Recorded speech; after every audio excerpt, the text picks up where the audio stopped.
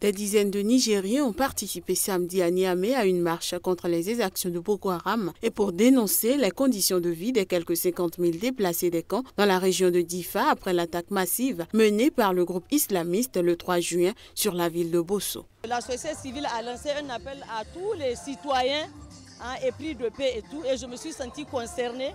C'est pour ça qu'aujourd'hui j'ai décidé de tout mettre de côté pour assister à la marche, et je l'ai faite de la place de tout le monde à la place de la concertation à pied. Cette manifestation qui a regroupé des acteurs de la société civile, des syndicalistes et des étudiants est la deuxième du genre après celle organisée le 4 juin au lendemain d'une offensive massive du groupe djihadiste Boko Haram contre la ville de Bosso. Cette attaque avait coûté la vie à 26 soldats nigériens et un nombre inconnu de civils. J'en appelle à la communauté véritablement d'aider le Niger, de venir au chevet du Niger. Parce qu'aujourd'hui, Difa, c'est un problème de sécurité, mais le problème de sécurité a créé un autre problème, les déplacés. Si vous avez vu comment vivaient les gens de Difa, ceux qui sont déplacés, vraiment c'est lamentable. Après l'attaque de Bosso, Niamey a annoncé une contre-offensive en coordination avec le Nigeria et le Cameroun pour chasser Boko Haram de la localité. L'opération, dont la date n'a pas encore été divulguée, se fera à partir du sud-est du Niger sous le commandement de la force multinationale mixte, avait expliqué Assoumi Massaoudou, ministre nigérien de la Défense.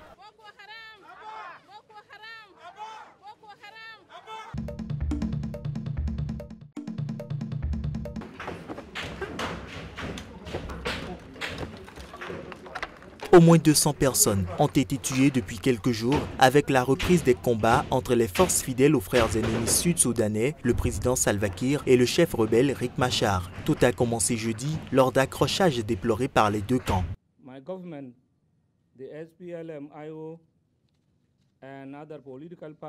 Les attaques non provoquées à Raja, O et Kadjo-Kedji sont de bons exemples. Des milliers de civils dans ces trois villes ont été déplacés et des centaines d'innocents ont été tués. Notre peuple ne devait pas être en train de mourir alors que le pays a signé un accord de paix.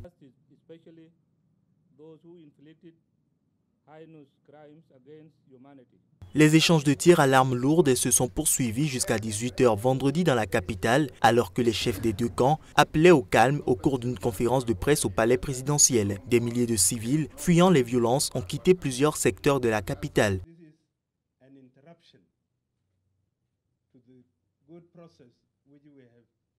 Ceci est une interruption du bon processus que nous avons lancé. Nous voulons continuer ce processus de dialogue entre nous et la résolution des problèmes afin que le pays sorte du conflit. Donc nous demandons à toute la population, tous les Soudanais du Sud, qu'ils soient armés ou pas, de respecter le cessez-le-feu. Votre gouvernement fait des efforts pour veiller à ce que l'accord de paix soit mis en œuvre.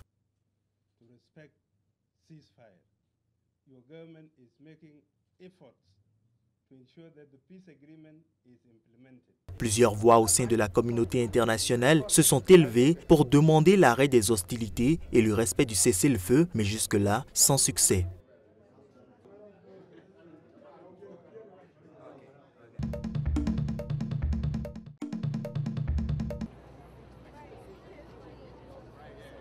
Des manifestants se sont rassemblés à New York samedi pour soutenir le mouvement Black Lives Matter. Les vies des Noirs comptent. Quelques jours après la mort mercredi de Philando Castile, un homme noir au volant de sa voiture dans le Minnesota. On mérite les mêmes droits, le même traitement que tout le monde. On mérite les mêmes opportunités que tout le monde et on mérite d'être traité avec respect par la police aux États-Unis.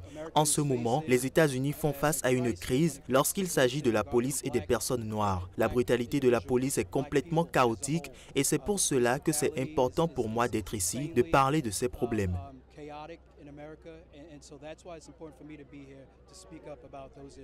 Mardi, Alton Sterling, un vendeur ambulant, a été tué par balle par un policier qui tentait de le maîtriser en Louisiane. Leur mort a ravivé la question raciale aux États-Unis.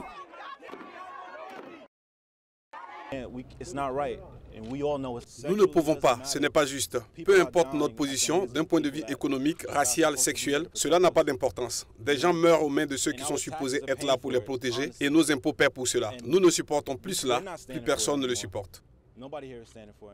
En signe de vengeance, un tireur isolé a visé des policiers, tuant 5 d'entre eux et blessant 7 autres lors d'un rassemblement à Dallas jeudi. Le tueur, abattu par une unité spéciale, est Micah Johnson, un réserviste de l'armée. Sa maison, où des armes de guerre ont été découvertes, est depuis sous haute surveillance.